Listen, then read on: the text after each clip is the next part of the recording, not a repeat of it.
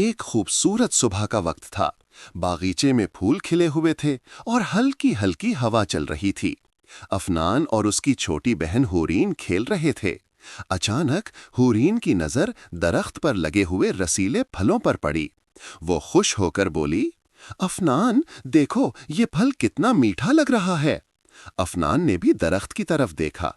वो थोड़ा सोच में पड़ गया और बोला, हाँ, लेकिन ये तो दादाजी का दरख्त है।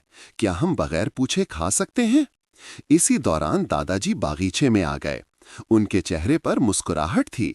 उन्होंने बच्चों को देखा और नरमी से कहा, बच्चों, तुम क्यों रुक गए?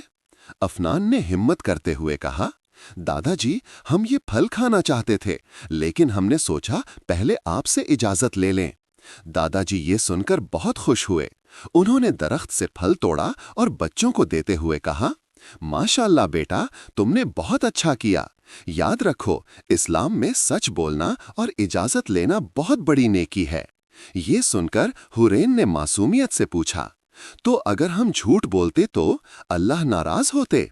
दादाजी ने प्यार से मुस्कुराते हुए जवाब दिया, जी हाँ बेटा, अल्लाह ताला सच बोलने वालों से बहुत खुश होते हैं।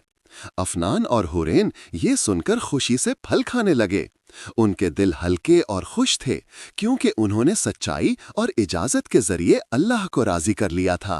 कहानी का सबक ये है कि सच बोलना छोटा अमल है, लेकिन इसका इनाम बहुत बड़ा है।